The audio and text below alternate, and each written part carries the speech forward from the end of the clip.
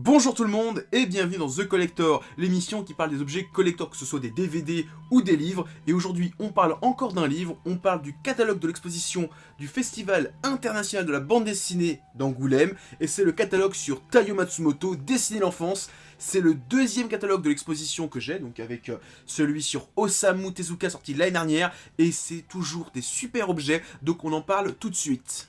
Ce catalogue, c'est un livre d'environ 160 pages, un peu plus de 160 pages, de qualité franchement, le papier est nickel, les impressions sont nickel, ça condense tout ce qu'il y avait dans l'exposition dans un seul et même bouquin avec plein d'informations. Je suis pas allé à Angoulême, donc je peux pas vous dire exactement si c'est exactement les mêmes planches, les mêmes dessins, tout ça, je sais pas, mais en tout cas, il y a plein de choses dedans, donc ceux qui sont intéressés par Taiyo Matsumoto, objet collector indispensable je pense.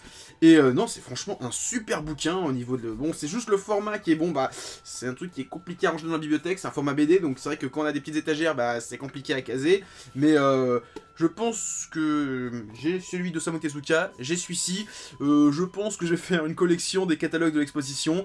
Enfin, après ça dépendra qu'est-ce qu'on aura l'année prochaine, si c'est un auteur qui m'intéresse pas, bah je le prendrai pas.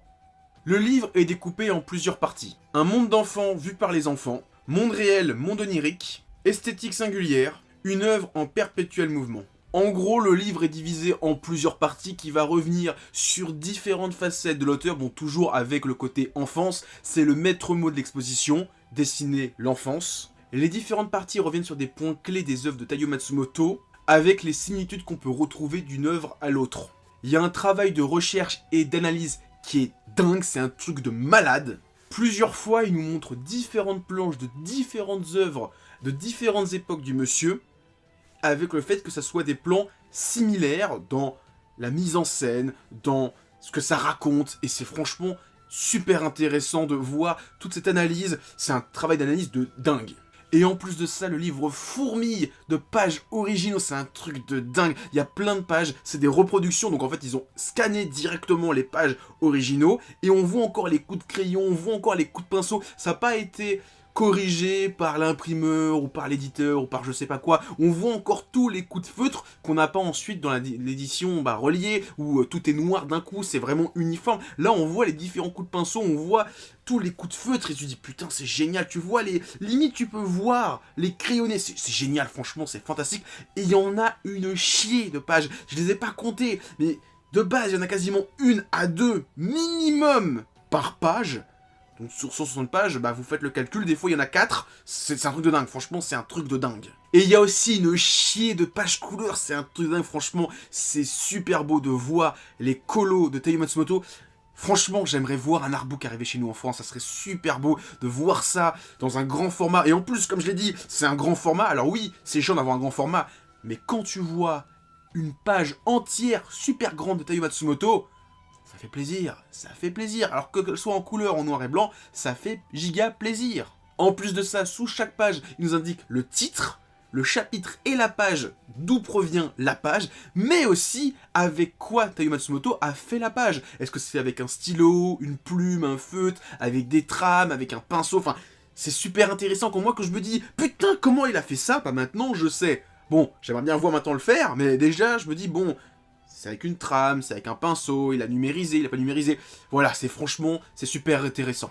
Et cerise sur le gâteau, à 2 reprises dans le livre, on a une page qui se déplie. La première fois, c'est avec le samouraï bambou, on a une double page en noir et blanc qui est juste géniale. Et la deuxième fois, c'est avec Number 5, on a une triple page qui est une reproduction d'une couverture, donc entièrement en couleur. C'est génial! Et pour finir le livre, on a le droit à une double page qui revient sur toute la bibliographie du monsieur. Et c'est impressionnant à quel point on n'a quasiment rien en France. En conclusion, ce livre, c'est un livre de dingue, c'est un livre pour les fans de l'auteur. Honnêtement, tous les fans de l'auteur doivent l'avoir, sinon vous n'êtes pas des vrais fans. Voilà, je le dis, c'est un indispensable. Et j'aimerais tellement voir plus de livres comme ça arriver, mais en même temps, bah, c'est 30 € pièce, ça fait un peu cher. Alors j'aurais bien aimé voir pour Tsutomu Nihai, bon on a l'artbook qui est sorti, mais j'aurais bien aimé voir un truc comme ça aussi, les analyses, tout ça, ça aurait été un truc de dingue. Mais bon, 2 livres à 30 €, ça fait un petit peu cher au porte-monnaie, donc un par an, ça fait plaisir, mais même si j'ai ça, j'aurais bien aimé avoir un produit comme ça aussi, de cette qualité-là, ça aurait été génial, et on verra qu'est-ce qu'on aura l'année prochaine. En tout cas, moi je serai au rendez-vous parce que c'est toujours aussi intéressant. Donc voilà, c'est tout ce que j'avais à dire. Avant de vous quitter, pensez à mettre plein de pouces bleus, partagez la vidéo et laissez des commentaires. Et surtout, en description de cette vidéo, vous trouverez des liens pour aller sur mon Facebook, mon Twitter et mon Discord. Allez, à plus tout le monde et continuez à lire des mangas.